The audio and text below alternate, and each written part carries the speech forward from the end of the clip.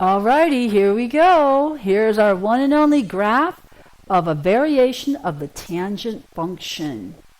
Graph f of x equal the tangent of parenthesis 2x minus pi over 2 close parenthesis. Before we even start, we need to get the form y equals a times f of k. F in this example is tangent. So y equals a tangent of k parenthesis x minus b plus the c on the outside. So to rewrite ours, we got y equals 1 times the tangent of 2 times x parenthesis x, I should say. It's parenthesis 2 times parenthesis x minus pi over 4. Close your both parentheses and then add 0. So we had to put pi over 4 there because if we distribute multiplication by 2, you'll see that we'll get the pi over 2 in the original argument of the tangent function. So we compare these two and we see that a is equal to 1, k is equal to 2, b is equal to the pi over 4 in the parenthesis, and c is equal to the 0 added at the end. Okay, here we go. Amplitude, amplitude. Guess what? Amplitude doesn't exist for tangent functions. The reason why is because we have an infinite function in the positive y and negative y direction due to the asymptotes. So there's no value, the restriction on it, so there's no amplitude for tangent functions because of the asymptotes. The old interval of interest for the tangent function. For the tangent function, we were always interested in negative pi over 2 to positive pi over 2. See, it's different than the sine and cosine functions. Now to get our new interval of interest, we have the same extremes, negative pi over 2 to positive pi over 2, but in the middle, we put k times parenthesis x minus b. Remember that? So in the middle, k is 2, and b is pi over 4, so we have 2 parenthesis x minus pi over 4 in the middle, between the negative pi over 2 and positive pi over 2. Now we solve for x in the middle.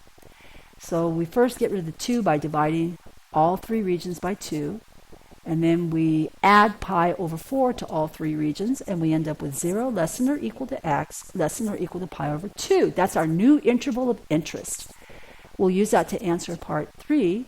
The new period is x maximum minus, or x final minus x initial, so it's pi over 2 minus 0.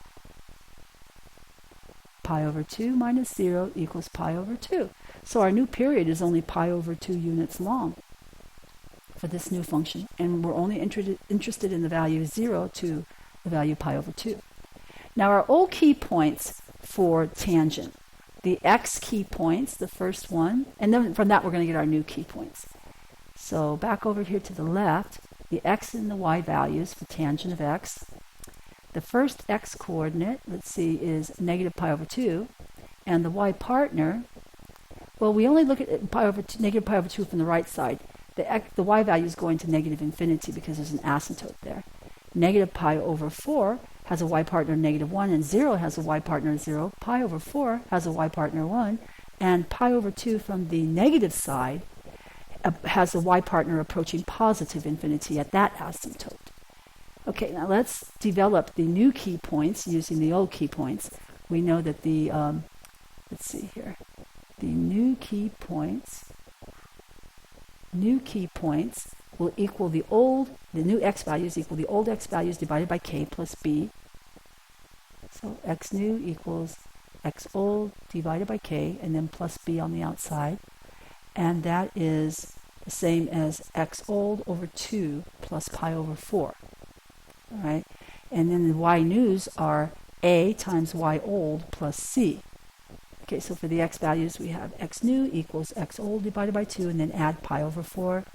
The new y values, y new, are equal to a, which is 1, times y old plus c, which is 0. So they're just the same y values as before.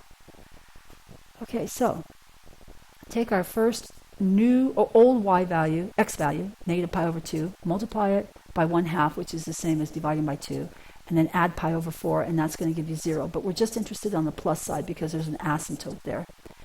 And the y partner doesn't change, so it's approaching negative infinity, just like we did on the old key points. The next x value is pi over 8, and its y partner is negative 1. The next x value is pi over 4, and its y partner is the same as before, 0. The new x value is 3 pi over 8, 3 pi over 8 when we get our common denominator, and its y partner is positive 1, and then our final x value is pi over 2, but we're only interested on the negative side, and the y partner, the y value approaches positive infinity. Now, I just want to say something here. Did you notice that the first x-coordinate we found was 0, and then the final x-coordinate was pi over 2? That's exactly what we expected from step 2. It better always turn out that way, or we did something wrong in our calculations. Okay, last step 5. We're going to graph the ordered pairs on the interval of interest between 0 to pi over 2. Okay, so we're going to draw our y-axis and our x-axis. Y-axis and x-axis. And we're only interested in 0 to pi over 2.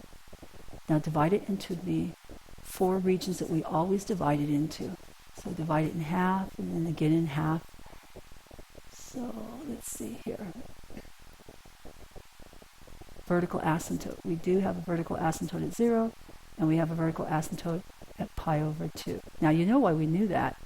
We knew that because the change, well, we can see it in the graph. Look at the first x value and where the y values go to infinity means we have an asymptote.